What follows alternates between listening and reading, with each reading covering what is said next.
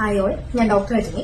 സ്ത്രീകളിൽ ഹോർമോൺ വ്യതിയാനം മൂലം സാധാരണയായി കണ്ടുവരുന്ന ഒരു ജീവിതശൈലി രോഗമായി മാറിയിരിക്കുകയാണ് PCOD അല്ലെങ്കിൽ PCOS. എല്ലാവരും വളരെ ഭീതിയോടെ നോക്കിക്കാണുന്ന ഒരു രോഗാവസ്ഥ കൂടിയാണിത്. ആർത്തവത്തിന്റെ ആരംഭം മുതൽ, അതായത് മെനാർക്കി തൊട്ട് ആർത്തവ വിരാമം മെനോപോസ് വരെയുള്ള സമയങ്ങളിൽ ഏത് പ്രായക്കാരിലും PCOD ഉണ്ടാവാം. അണ്ഡാശയത്തില് അണ്ടവളർച്ച പൂർണ്ണമായി നടക്കാതെ വരുമ്പോൾ പ്രത്യക്ഷപ്പെടുന്ന ചെറിയ ദ്രാവകം നിറഞ്ഞ കുണ്ടകളെയാണ് PCOD എന്ന് പറയുന്നത്. ഇത് നമുക്ക് സ്കാനിങ്ങിലൂടെ മാത്രമാണ് കാണാൻ കഴിയുക. PCODയും PCOSും രണ്ട് രോഗാവസ്ഥയാണ്. PCOS എന്ന് പറയണമെങ്കിൽ അതിൽ പ്രധാനമായിട്ടും 3 ക്രൈറ്റീരിയാസ് ഉണ്ട്. അതിലൊന്നാമത്തതാണ് ആർത്തവ ക്രമക്കേടുകൾ. ക്രമം തെറ്റിയുള്ള ആർത്തവം അല്ലെങ്കിൽ ആർത്തവം വരാതെ ഇരിക്കുക.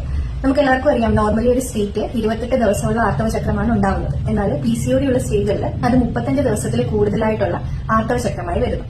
അതേപോലെ തന്നെ 15 ദിവസത്തിൽ കൂടി നിൽക്കുന്ന അമിത രക്തസ്രാവം തുടങ്ങിയ ബുദ്ധിമുട്ടുകൾ ഉണ്ടാകുന്നു.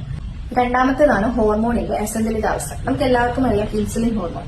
നമ്മുടെ ശരീരത്തിലെ കോശങ്ങൾ ഇൻസുലിൻ ഹോർമോണുമായിട്ട് ശരിയായ രീതിയിൽ പ്രതികരിക്കാതെ വരുന്ന അവസ്ഥയാണ് ഇൻസുലിൻ റെസിസ്റ്റൻസ് എന്ന് പറയുന്നത്. നാം കഴിക്കുന്ന ഭക്ഷണത്തിൽ അടങ്ങിയിരിക്കുന്ന പഞ്ചസാരയെ ഊർജ്ജമാക്കി മാറ്റാൻ സഹായിക്കുന്നത് ഇൻസുലിൻ ഹോർമോണാണ്.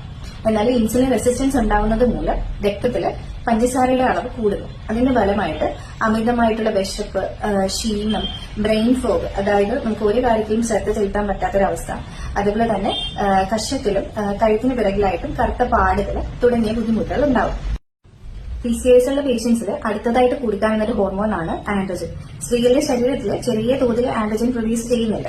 എന്നാൽ PCOS ഉള്ള കണ്ടീഷൻസിൽ ഇൻസുലിൻ റെസിസ്റ്റൻസ് ഉണ്ടാവുന്നത് മൂലം ഓവറീസ് അധികമായിട്ട് ആൻഡ്രോജനെ പ്രൊഡ്യൂസ് ചെയ്ത് കുറച്ച് ശാരീരിക ബുദ്ധിമുട്ടുകൾ ഉണ്ടാവും. അവ എന്തൊക്കെയാണെന്ന് വെച്ചാൽ ക്രമം തെറ്റിയുള്ള ആർത്തവ ക്രമക്കേടുകൾ ഉണ്ടാവുന്നത് ആൻഡ്രോജന്റെ വേരിയേഷൻ കൊണ്ടാണ്. അതേപോലെ തന്നെ മുടി കൊഴിച്ചില്, മുഖക്കുരു, അമിതമായിട്ടുള്ള രോമവളർച്ച തുടങ്ങിയ ബുദ്ധിമുട്ടുകൾ ഉണ്ടാവുന്നു. അടുത്ത മൂന്നാമത്തെ ക്രൈറ്റീരിയയാണ് അണ്ഡാശയത്തിൽ കാണപ്പെടുന്ന ചെറിയ ദ്രാവകം നിറഞ്ഞ കുമിളകൾ. ഇത് സ്കാനിങ്ങിലൂടെ മാത്രമാണ് നമുക്ക് കാണാൻ കഴിയുക. ഈ 3 ക്രൈറ്റീരിയാസിൽ ഏതെങ്കിലും രണ്ടെണ്ണം ഉണ്ടെങ്കിലാണ് നമുക്കതിനെ PCOS എന്ന് പറയാൻ കഴിയുകയുള്ളൂ.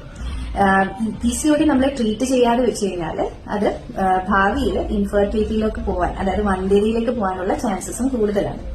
ഇതൊരു ജീവിതശൈലി രോഗമായതുകൊണ്ട് തന്നെ ജീവിതശൈലിയിൽ നമ്മൾ വരുത്തുന്ന ചില മാറ്റങ്ങളും അതിന്റെ കൂടെ ഫലപ്രദമായ ഹോമിയോ മരുന്നും കൊണ്ട് നമുക്ക് PCOD പൂർണ്ണമായും ചികിത്സിച്ച് ഭേദമാക്കാവുന്നതാണ്.